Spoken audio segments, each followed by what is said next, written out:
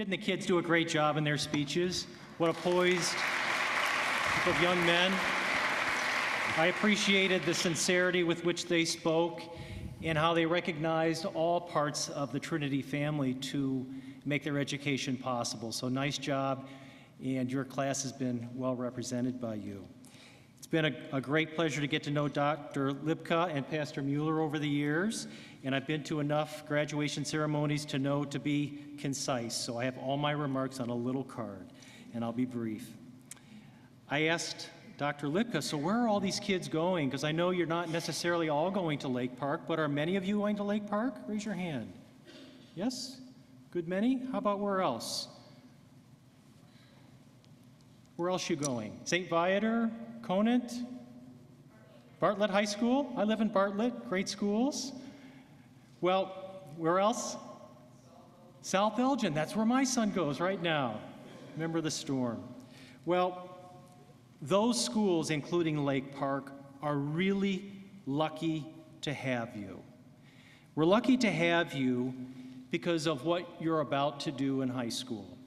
And several weeks ago, I had an occasion in speaking with Dr. Lipka to take a look at what Trinity graduates are like at Lake Park High School. And I think they're similar to other high schools as well.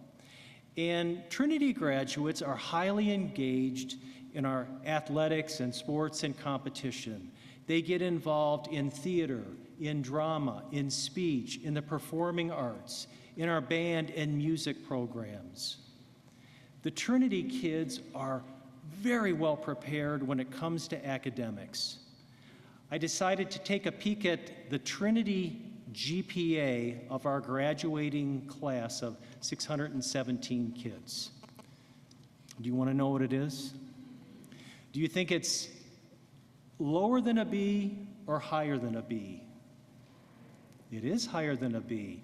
Trinity graduates' GPA collectively is a 4.4 on a 5-point scale. That's a B+.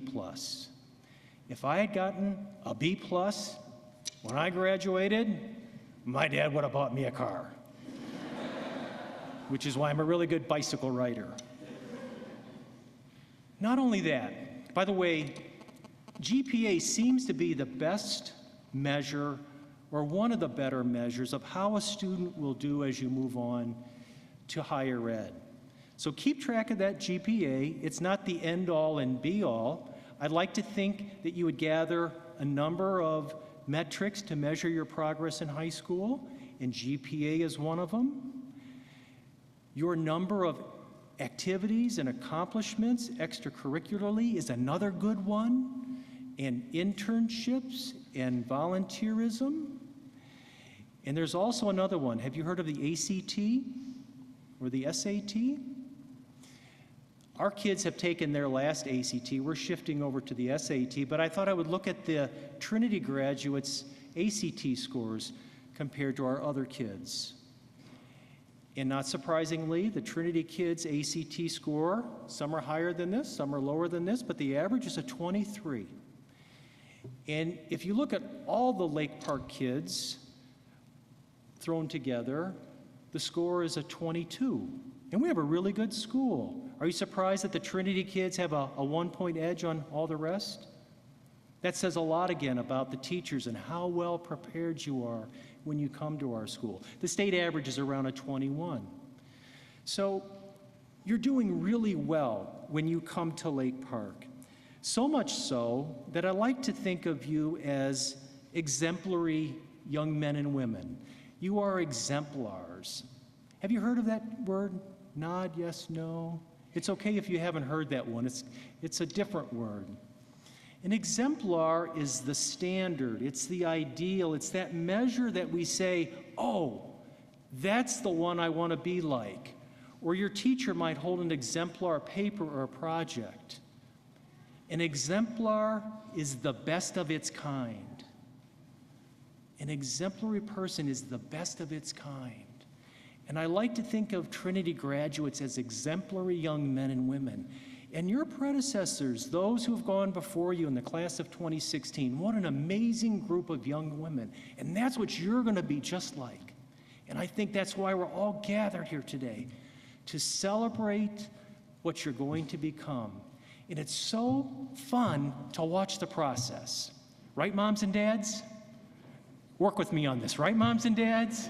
Yeah. There are ups and downs, right?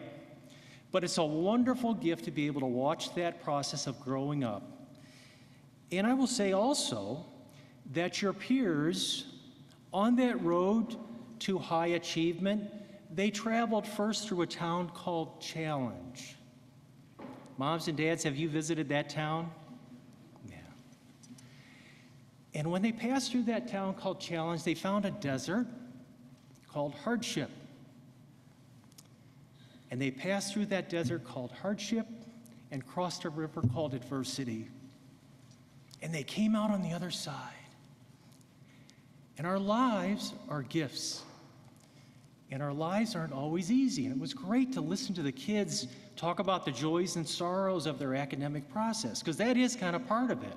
If we're alive, we can expect to have a certain amount of adversity in our lives. Dr. Lipka gave me, I think, a verse that you've been studying this year from Thessalonians. Just nod, say yes. Yep, that's right. It goes something like this: be joyful, be prayerful, be thankful in all things, even in hardship, knowing that you walk in the will of God. And I got to thinking about how I handle hardship and challenge, and whether I hide from it or blame others. And then I got to thinking about your Trinity peers and how they handled those challenges of those first days and weeks of high school. Are you feeling a little bit anxious? That mix of anxious and excited, that's quite all right. Those first few days and weeks of high school will feel like jumping in a cold mountain lake. You'll go underwater and you're thinking, boy, I am over my head and it's really cold. What have I got myself into? Suddenly that hallway locker combination is a complete blur, or you're afraid of getting lost, or suddenly managing the workload that high school demands and the high expectations that your teachers will have for you. Those will all present themselves as hardships and challenges. And you will overcome them because your predecessors have, and they've succeeded. And I thought I would pass along advice that I've learned from them, because I watch them all the time and I listen to them. Here's the first and single most important skill that you can learn in school. Are you ready? Self-advocate.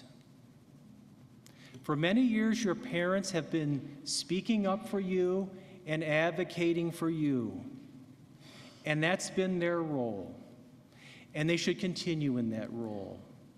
But now as you move on to high school, the role of self-advocate becomes more of your responsibility, where in class, you're bold to ask the question. In class, you're fully engaged. I can't tell you how many of the smartest, brightest, high-achieving students that I've spoken with in our high school have said, I go get help. I go see my teacher before school. I go see my teacher after school. I go to tutoring. I'm not talking about the lowest achieving students. The highest achieving, brightest, most engaged students self-advocate. They say, I need help and I'm going to go find it. And I would encourage you, the sooner you learn that, the better. Teachers, am I right on this? Absolutely. The students who struggle the most in high school wait passively on the sidelines. They just wait. And I would encourage you to advocate on behalf of yourself. Secondly, become that highly engaged student. Get involved in clubs, sports, activities. The more involved you get, the more engaged you become. The busier you get, the higher achieving goals you will accomplish. It seems counterintuitive. It seems backwards. But the busier you get, the more productive you will be. If there's time to be wasted, I will find it. Am I alone on this? Maybe I'm alone on this. The busier I am, the more productive I am. We took a look at the GPA of the sophomores, juniors, and seniors who compete in athletics. Do you think it's a high GPA or a low GPA? It's a really high GPA, 4.2. If you're highly engaged, you've put yourself in a position where you're going to earn B's or better. What are you going to do as a Trinity graduate and you become involved in school? Really, the sky is the limit in terms of your engagement. Your predecessors self-advocate, your predecessors get involved. And finally, your predecessors are highly connected to their faith community.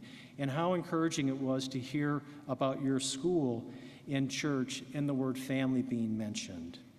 That the circle of adults that are here to help you include at school your teachers and your counselors, your club sponsors and your coaches. They're all there to help you. But know that your church community and your family is there to help you along the way as well. Families, parents, be that source of refuge for your kids when they come home. I think if you would do that for them, continue to be that supporting, loving environment, that would go a great distance for your young student. And finally, as someone who works in the community in the public sector, I've had a chance to observe Trinity Church and School as an observer from the outside. And it's plainly evident to me that the church and community takes very seriously this idea that we ought to be light and salt in the world. And the engagement of the church and the community, from the very littlest ones to the older ones, is a real testament to your leadership and the spirit of those who attend this congregation. And I would say to the kids, we need you in our schools. We need you to be light and salt.